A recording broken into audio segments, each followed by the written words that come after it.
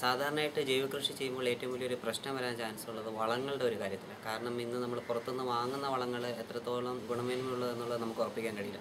അപ്പോൾ ഏറ്റവും നല്ലത് കൃഷിക്ക് ആവശ്യമായിട്ടുള്ള എല്ലാ വളങ്ങളും നമ്മൾ സ്വന്തമായിട്ട് വീടുകളിൽ തന്നെ ഉണ്ടാക്കുക എന്നുള്ളത്. അപ്പോൾ അതിലേക്ക് ഒരുപാട് സാധനങ്ങൾ ചെയ്യാനായിട്ട് വരും. അപ്പോൾ നമ്മളിപ്പോൾ ഇന്ന് പറയുന്നത് മീൻ മിശ്രിതം, വേസ്റ്റ് ആയിട്ടുള്ള മീൻ ഉപയോഗിച്ചിട്ട് എങ്ങനെ ഒരു വളം ഉണ്ടാക്കാം എന്നുള്ളതിനെ കുറിച്ചാണ് ഇന്നിവിടെ പറയുന്നത്. മീൻ മിശ്രിതത്തിന് രണ്ടുമൂന്ന് ഗുണങ്ങളുണ്ട്. ഒന്ന്, ഇത് മണ്ണിലെ സൂക്ഷ്മജീവികളുടെ പ്രവർത്തനം കൂട്ടുക. കാരണം ഒരു പച്ചക്കറിയെ സംബന്ധിച്ചിടത്തോളം, ഒരു ചെടിയെ സംബന്ധിച്ചിടത്തോളം അതിൻ്റെ ഫസ്റ്റ് ബേസിക് എന്ന് പറയുന്നത് തന്നെ മണ്ണാണ്.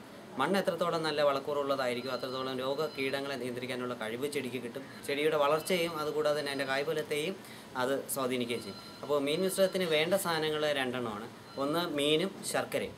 അതായത് മീനെന്ന് പറയുമ്പോൾ തന്നെ രണ്ട് രീതിയിൽ ചെയ്യാം. ഒന്നുകിൽ അഴുകിയ മീനോ അല്ലെങ്കിൽ വേസ്റ്റ് ആയിട്ടുള്ള മീനിൻ്റെ ഭാഗങ്ങളോ ഉപയോഗിച്ചിട്ട് നമുക്ക് മീൻ മിശ്രിതം ഉണ്ടാക്കാം. ഇല്ലെങ്കിൽ ഇപ്പോൾ അങ്ങനെ കിട്ടാൻ ചാൻസ് ഇല്ലാത്തവർക്കാണെങ്കിൽ ഫ്രഷ് ആയിട്ടുള്ള മീൻ വാങ്ങിയിട്ട് നമുക്ക് ചെയ്യാം. അതായത് 1 കിലോ മീനാണ് എടുക്കുന്നതെന്നുണ്ടെങ്കിൽ തുല്യ അളവിൽ തന്നെ ശർക്കര എടുക്കുക. അതായത് 1 കിലോ മീനിന് 1 കിലോ ശർക്കര, 1/4 കിലോ മീനാണ് എടുക്കുന്നതെങ്കിൽ 1/4 കിലോ ശർക്കര.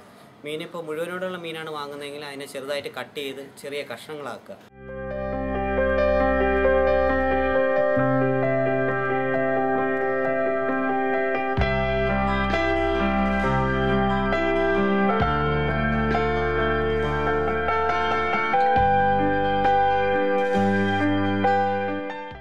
അതിനുശേഷം അതിലേക്ക് അതേ തുല്യ അളവിൽ ശർക്കര പൊടിച്ച് ചേർത്ത് നല്ലോണം മിക്സ് ചെയ്തെടുക്കുക.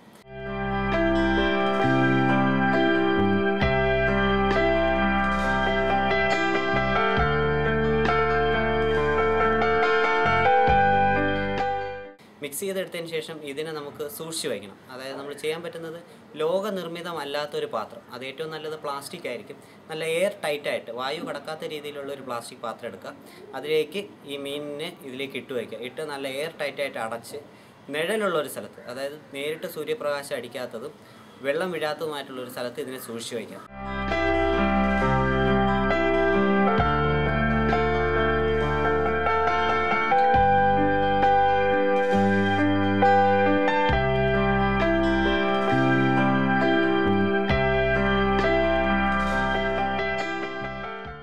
മീൻ മിശ്രം സാധാരണ നമ്മൾ വയ്ക്കുന്നത് മിനിമം ഒരു 20 മുതൽ 25 ദിവസം വരെ വെച്ചിരിക്കും.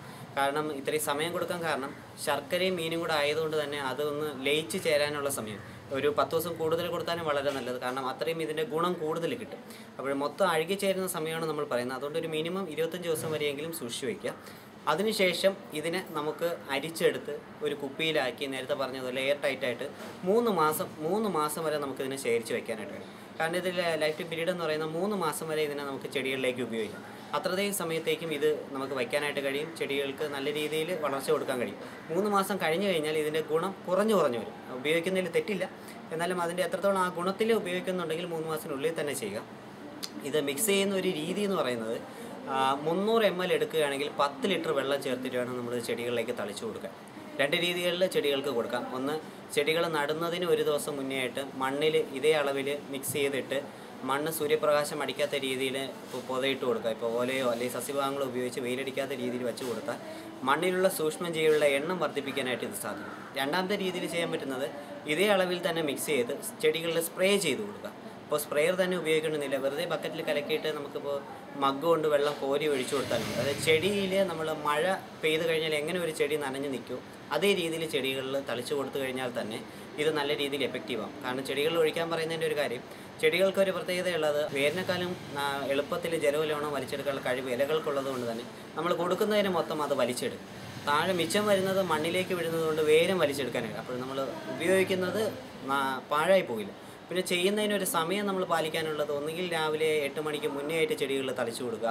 ഏറ്റവും നല്ല സമയം എന്ന് പറയുന്നത് വൈകുന്നേരങ്ങളിലാണ്. അതായത് ഒരു 5 മണിക്ക് ശേഷം ആകുമ്പോൾ ഒന്ന് ചൂടുണ്ടാവില്ല, 2 സൂര്യപ്രകാശം ഇല്ലാത്തത് കൊണ്ട് തന്നെ നമ്മൾ തളിച്ചു കൊടുക്കുന്ന സാധനങ്ങൾ കൂടുതൽ സമയം ചെടികളിലേക്ക് നിലനിൽക്കും. അപ്പോൾ അതുകൊണ്ട് ചെടികൾക്ക് വലിച്ചെടുക്കാനുള്ളൊരു സാവകാശം കിട്ടുകയും അടിച്ചു കൊടുക്കുന്നതൊന്നും പാഴായി പോവുകയില്ല.